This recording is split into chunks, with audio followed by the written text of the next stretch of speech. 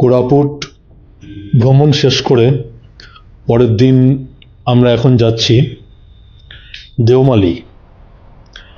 এই উড়িষ্যার দেওমালি পিক কোরাপুট ডিস্ট্রিক্টের মধ্যেই আছে। তো এই দেওমালি হচ্ছে উড়িষ্যার সর্বোচ্চ পর্বত শৃঙ্গ, উচ্চতা ১৬৭২ মিটার, প্রায় ৫,৪৮৭ ফিট। একে উড়িষ্যার কাশ্মীরও বলে, উড়িষ্যার ছাদও বলে, অনেক কিছুই বলা হয়। যেমন দারিংবাড়িকেও উড়িষ্যার কাশ্মীর অনেকে বলে, আবার এই দেওমালিকেও বলে। তো এই দেওমালি হচ্ছে কোরাপুট জেলার চন্দ্রপুর ব্লকে। আর যেটা বললাম যে উড়িষ্যার আরেকটি কাশ্মীর হচ্ছে দারিংবাড়ি, সেই দারিংবাড়ি থেকে এই দেওমালি হচ্ছে ৯০ কিলোমিটার দূরে। উচ্চতার দিক দিয়ে কিন্তু দেওমালি উড়িষ্যার ১ নম্বর জায়গা, মানে এটা ইস্টার্ন ঘাটের সর্বোচ্চ পয়েন্ট এবং এখান থেকে প্রায় 360 ভিউ দেখতে পাওয়া যায়, প্লাস ট্রাইবাল গ্রাম তো আছেই। আর এই দেওমালির শৃঙ্গ থেকেই কোলাব নদীর উৎপত্তি হয়েছে কিন্তু। আর এর নিকটতম শহর হচ্ছে Koraput ৫৫ kilometre, Jaipur ৬৫ kilometre, Vizag ২১০ kilometre. এখানে যাওয়ার ব্যাপারটা দুটি রাস্তা আছে। এক হচ্ছে কোরাপুট হয়ে, মানে কোরাপুট, শিমলিগুদা, পটাঙ্গি, তারপরে দেওমালি বেস। মোটামুটি ২ ঘন্টা লাগবে, পুরোটাই পাহাড়ি রাস্তা, জঙ্গল এবং বর্ষার মেঘ প্রায় রাস্তা ছুঁয়ে যায়। আর দ্বিতীয় রাস্তা হচ্ছে জয়পুর থেকে, জয়পুর, কুন্ডুলি, দেওমালি। আমরা কোরাপুট দিয়েই গেছিলাম, কিন্তু জয়পুরের রাস্তাটা বেশি সুন্দর, চা বাগান, উপত্যকা সবই পাবেন। দেওমালি পিকের একদম শেষ ৩ কিলোমিটার কিন্তু গাড়ি যায় না, ট্রেক করে উঠতে হয়। রাস্তা পাথুরে কিন্তু কঠিন না, মোটামুটি ঘন্টাখানেক লাগে। আমরা অবশ্য যাইনি, আমরা তার আগেই নেচার ক্যাম্পে ছিলাম, সে ব্যাপারে আপনাদেরকে পরে বলবো এবং দেখাবো। না যাওয়ার অন্যতম কারণ হচ্ছে যে দেওমালি পিকের ওপর থেকে 360 ভিউ পাওয়া যায়, একদিকে কোলাব ড্যাম, আরেকদিকে কোরাপুটের বিস্তৃত এরিয়া দেখতে পাওয়া যায়। সেটা আমরা জুলাই মাসে গেছি, বর্ষাকাল, খুবই মেঘ ছিল, যে কারণে দৃশ্যমানতা প্রায় নীল, প্রায় ছিলই না। সেই জন্য আমরা এই ট্রেক করে ওপরে উঠিনি। এই দেওমালির নিকটতম রেল স্টেশন হচ্ছে কোরাপুট রেল স্টেশন, আবার জয়পুর রেল স্টেশনও আছে। আর এয়ারপোর্ট হচ্ছে বিশাখাপত্তনম, এটা ২১০ কিলোমিটার দূরে আছে। আমরা যাওয়ার পথে এই বিস্তীর্ণ ভ্যালি দেখে একটু দাঁড়ালাম। এখানে আদিবাসীদের কিছু স্ট্রাকচার তৈরি করা আছে, তালামালি জায়গাটার নাম লেখাও আছে। সব মিলিয়ে এই জায়গাটা কিছুক্ষণ দাঁড়িয়ে চোখ জুড়ানোর জন্য একদম আদর্শ। একটু পরেই আমরা দেওমালি পৌঁছবো। তো এই দেওমালিতে কি কি দেখার আছে আমি তো বলেইছি। 360 ভিউ পয়েন্ট, যেখান থেকে কোরাপুট উপত্যকা, ধানক্ষেত, জঙ্গল, কোলাব রিজার্ভার দেখা যায়, বলেইছি আমি আগে। মেঘের সমুদ্র দেখতে পাওয়া যায়, কিন্তু আমরা এই সমুদ্রের আধিক্যের জন্য আমরা একদম টপ পয়েন্টে উঠিনি। তবে আমরা যেখানে ছিলাম, সে দেওমালি নেচার ক্যাম্প, গভর্নমেন্টের থাকার জায়গা, সেখান থেকেও যথেষ্ট ভালো চারদিক দেখতে পাওয়া যায়। এবং একটা রিজের ওপরে অবস্থিত হওয়ার জন্য একদিকে যেমন কোলাব রিজার্ভারের দিকটা, আবার আরেকদিকে পুরো কোরাপুট রিজিয়ন পুরোটাই দেখতে পাওয়া যায়। আপনারাও দেখবেন। সানরাইজ আর সানসেট, সকাল 5:30-এর মধ্যে সানরাইজ আর বিকেল 5:30-এর মধ্যে সানসেট ভিউ কিন্তু এখানে বেস্ট। মানে মেঘের মধ্যে সূর্য ডোবে এখানে, চারদিকে এত মেঘ যে সূর্য মেঘের মধ্যেই অস্ত যায়। আর এই দেওমালি পাহাড়ের নিচে গাদবা, পারজা, বন্দা এইসব উপজাতিদের গ্রাম, ওদের হস্তশিল্প দেখতেই পারেন যাতায়াতের পথে। সারা বছরই দেওমালিতে যাওয়া যায়। অক্টোবর থেকে ফেব্রুয়ারি বলা হয় বেস্ট টাইম। ঠান্ডা, পরিষ্কার আকাশ, ক্লিয়ার ভিউ, রাতে 10 ডিগ্রি বা 8 ডিগ্রির নিচে টেম্পারেচার নেমে যায়। জুন থেকে সেপ্টেম্বর হচ্ছে বর্ষা। আমরা জুলাইতে গেছিলাম, আপনারা এখন জুলাইয়ের ভিউ দেখছেন, সবুজে ভরা, ঝর্ণা, মেঘ, রাস্তা স্লিপারি, অ্যাডভেঞ্চার করার জন্য আদর্শ সময়।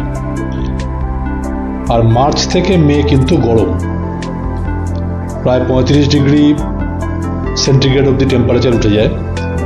তবে একদম সকালে আর বিকালের দিকে খুব সুন্দর পরিবেশ।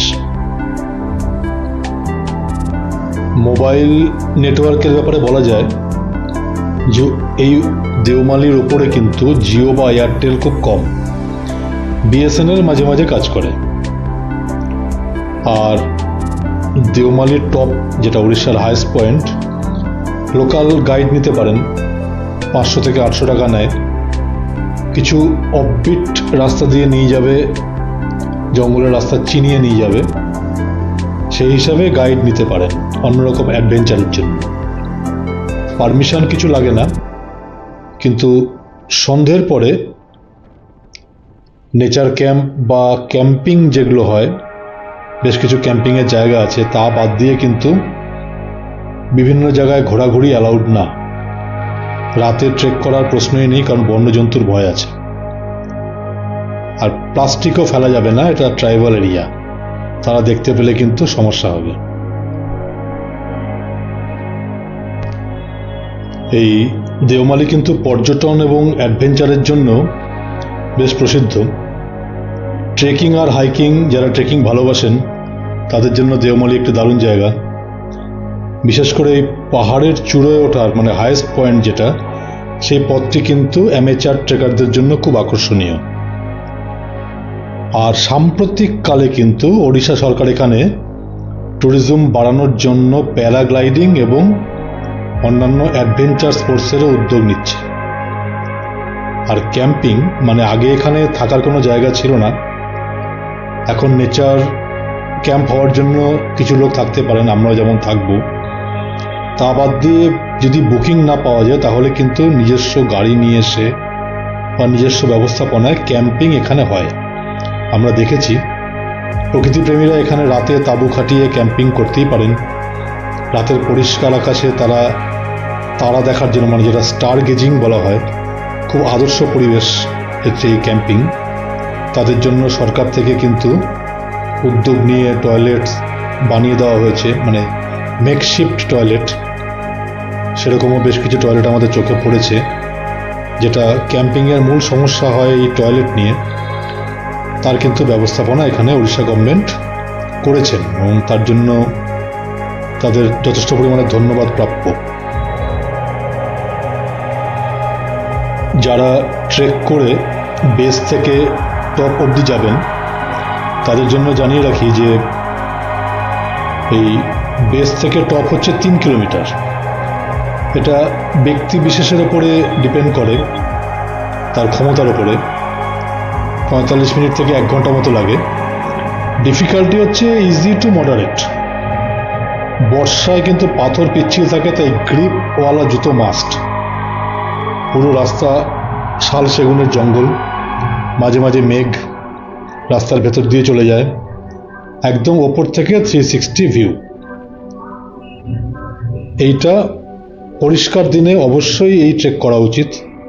এবং ওপর থেকে যা ভিউ দেখা যাবে, মানে আমরা আমাদের নেচার ক্যাম্প থেকে টপের যা পজিশন দেখেছি, যেটা আপনারা একদম সামনে দেখতে পাচ্ছেন যে একদম উঁচু জায়গা, সেটিই হচ্ছে দেওমালি টপ। আর যে রাস্তাটি আপনারা দেখলেন সেটা গিয়ে দেওমালি বেসে থেমেছে, সেখান থেকে 3 কিলোমিটার হাঁটা রাস্তা।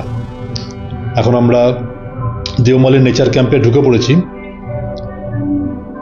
এখানেই আমাদের আজকের রাত্রিবাস। থাকার জায়গা কেমন সেটাও আপনাদেরকে দেখাবো। এই দেওমালি নেচার ক্যাম্প হচ্ছে বন দপ্তরের বিশেষ কটেজ বা তাঁবুও রয়েছে এর মধ্যে। এটা বুক করতে হয় অনলাইনে ইকো ট্যুর ওড়িশা এই সাইট থেকে।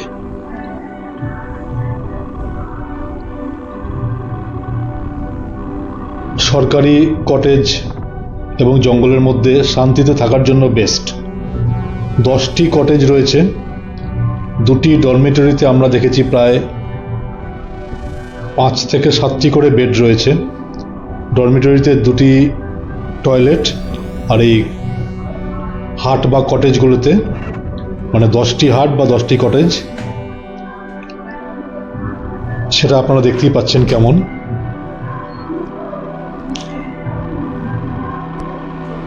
মানে আমার তো দুর্দান্ত লেগেছে এই কটেজ, এর পজিশন, এর পরিবেশ সবই আপনারা দেখতে পাচ্ছেন। মানে একেবারে পাহাড়ের গায়ে ঝুলে থাকা একটা কটেজ।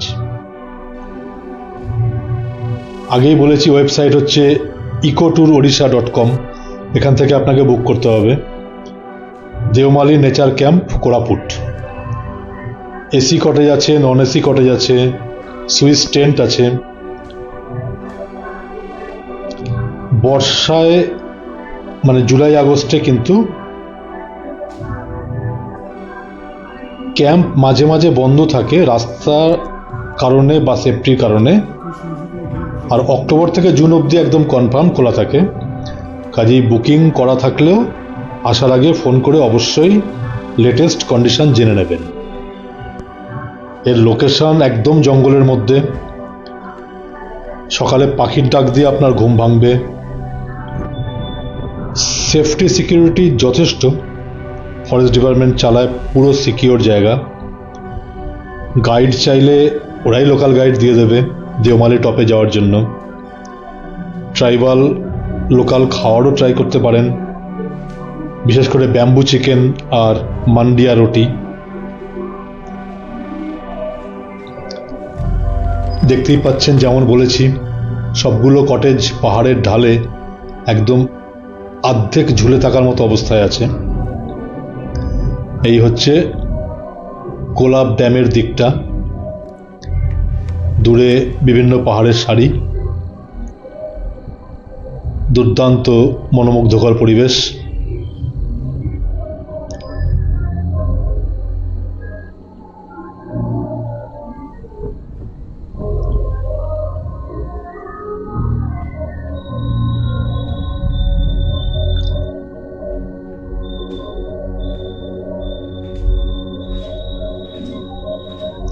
গত বছর এই ক্যাম্প বানানো শেষ হয়েছে।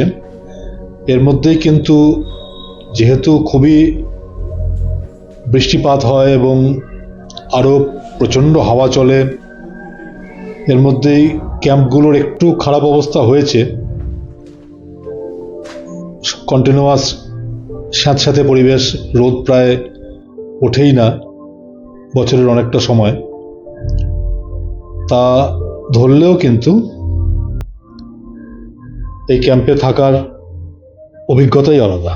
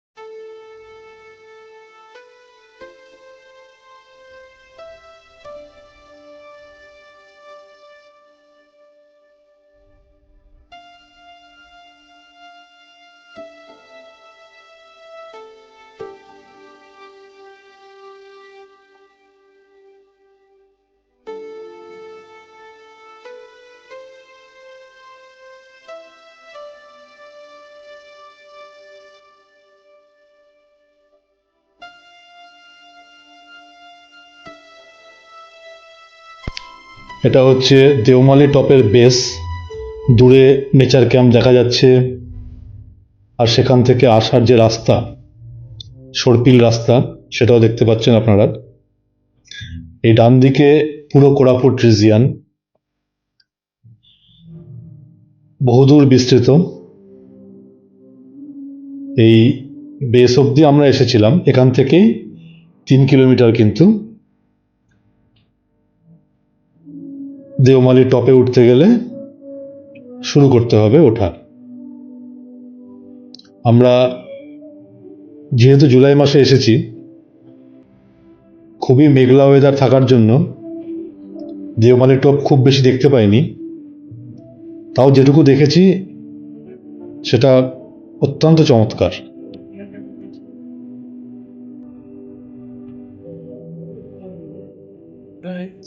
যে ক্যাম্পিংয়ের সাইটের কথা বললাম, সেটা নেচার ক্যাম্প থেকে এই দেওমালি বেসে আসার পথে যে রাস্তাটা আপনারা দেখছেন, ডান দিকে দেখলেন যেটা, তার পাশে বেশ খোলা অনেকটা জায়গা আছে, সেখানেই পরপর টেন্ট লাগানো যায়, ক্যাম্পিং গ্রাউন্ড, এবং ওড়িশা গভর্নমেন্টের স্পন্সর্ড যে টয়লেটগুলো সেগুলো ওখানে আছে। আগে এখানে রাতে থাকার পারমিশন ছিল না, এই নেচার ক্যাম্প হওয়ার পরে পারমিশন দেওয়া হচ্ছে। এই হচ্ছে ওয়াচ টাওয়ার দেওমালি টপের বেসে। আর বর্ষাতে ক্যাম্পিংটা কম হয়, অক্টোবর থেকে ফেব্রুয়ারির মধ্যে কিন্তু টেন্ট ক্যাম্পিংটা বেশি হয়।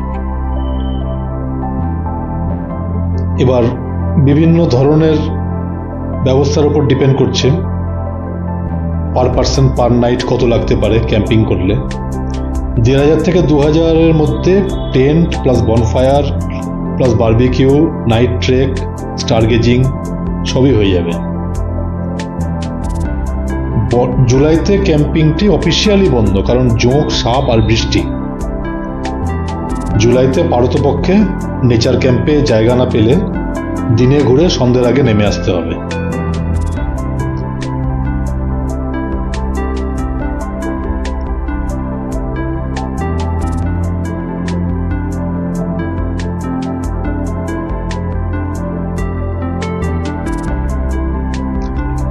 আমরা দেওমালি বেস থেকে এখন আবার ক্যাম্পের দিকে যাচ্ছি। এরপরে জিনিসপত্র নিয়ে আমরা আবার আমাদের নেক্সট জায়গা জগদলপুর, তার উদ্দেশ্যে রওনা হব। সেটাও যথাসময়ে আপনাদেরকে দেখাবো পরবর্তী ভিডিওতে।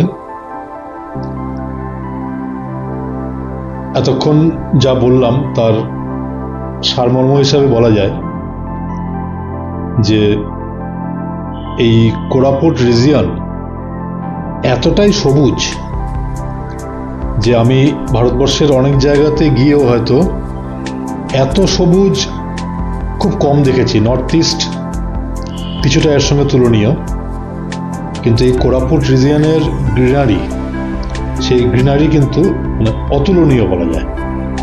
আপনারা দেখতে পাচ্ছেন, এবং তার সঙ্গে কন্ট্রাস্ট হচ্ছে যেটা নর্থ ইস্টে নেই, লাল মাটি।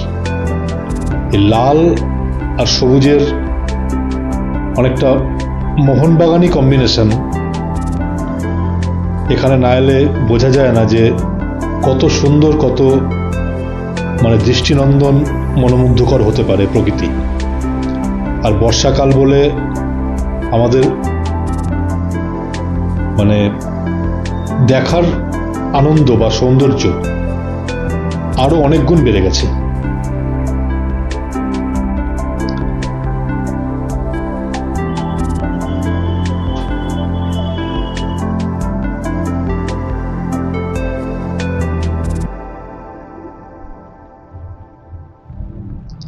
এই হচ্ছে নেচার ক্যাম্পের মূল গেট।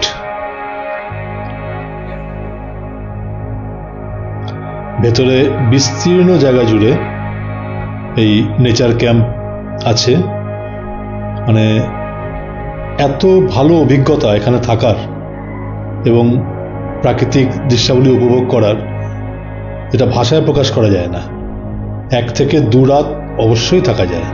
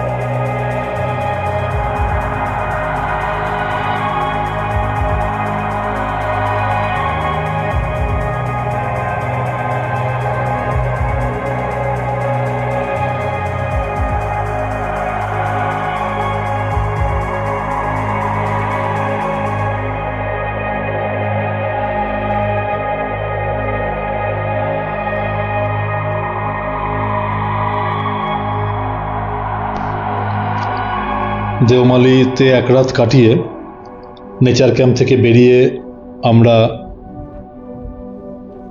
এখন নেমে চলেছি। পরবর্তী গন্তব্যস্থল হচ্ছে জগদলপুর, বাস্তার এরিয়া, ছত্তিশগড়, আরেকটি আলাদা ডিস্ট্রিক্ট। পরের পর্বে সেটাও আপনাদের সঙ্গে শেয়ার করব। আপনাদের ভালো লাগলে এই ভিডিওগ্রাফি বা এই বর্ণনা দেওয়া বা এই আপনাদের সঙ্গে একাত্ম হয়ে যাওয়াটা সার্থক হবে। সবাইকে আরেকবার ধন্যবাদ জানিয়ে এই দেওমালি এপিসোড এখানেই সমাপ্ত করছি। এরপরে জগদলপুর এপিসোডে আবার আপনাদের সঙ্গে দেখা এবং কথা হবে। ততক্ষণ সবাই ভালো থাকবেন, সুস্থ থাকবেন। ধন্যবাদ।